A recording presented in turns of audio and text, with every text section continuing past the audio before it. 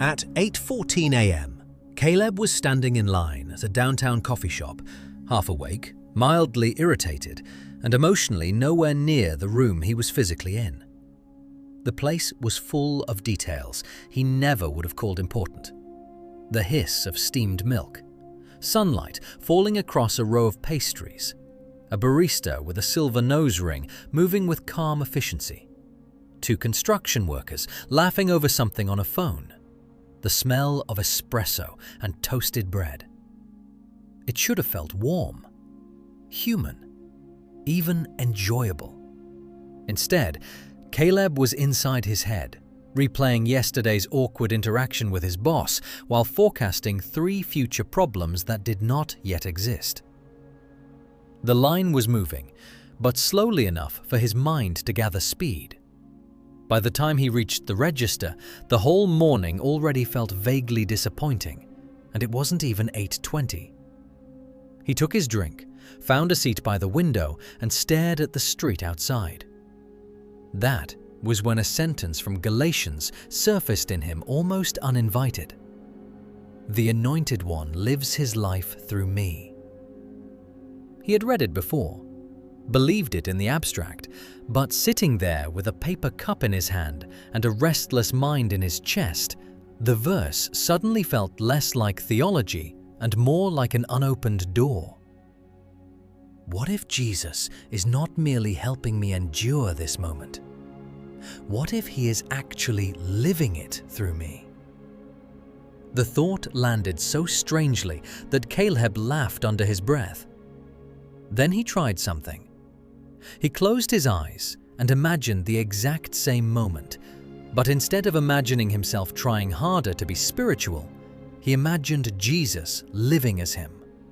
Jesus in his seat, Jesus holding his coffee, Jesus hearing the hiss of the machine, Jesus noticing the tired barista, the workers laughing, the light on the glass, the quiet gift of breath, caffeine, shelter, warmth, and time.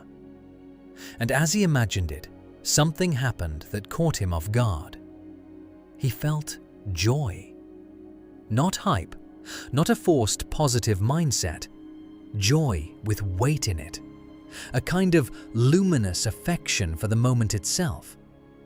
Suddenly, everything felt charged with meaning, like the room had been ordinary only because he had been looking at it alone.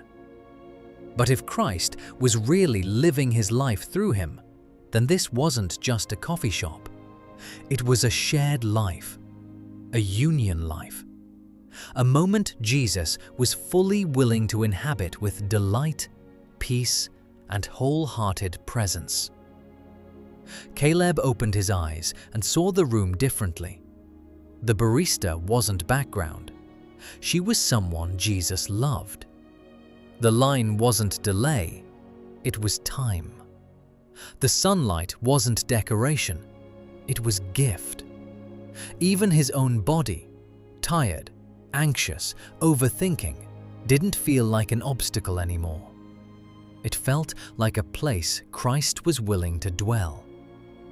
He took a breath and almost instinctively stepped into that version of the moment. He smiled at the barista when she passed. He actually tasted the coffee instead of swallowing it between thoughts. He watched the construction workers laugh again and found himself grateful without needing a reason larger than the laugh itself. The whole morning, which had felt dull and vaguely wrong, became alive from the inside, and Caleb realized with almost embarrassing clarity how much of life he had been missing. Not because God was absent, because his attention had been elsewhere. He had spent years assuming emotional experience was shaped mostly by circumstance. But now he saw something deeper. Focus was shaping experience. Attention was creating atmosphere.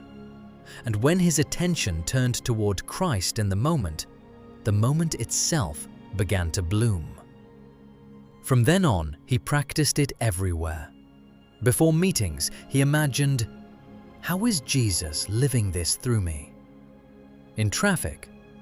How would Jesus inhabit this delay?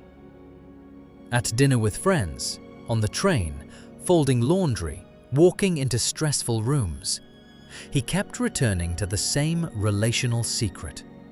He was not alone trying to imitate Christ from the outside.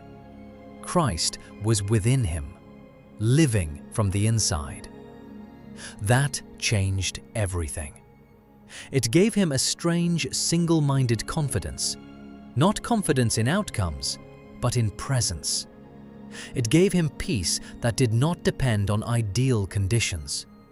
It gave him access to enjoyment in places he used to overlook.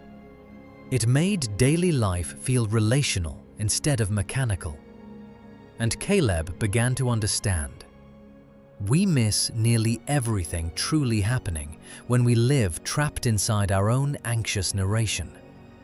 But when attention turns toward union, toward Christ actually alive within us, the world becomes brighter, love becomes more immediate, and even the smallest moment can feel flooded with heaven.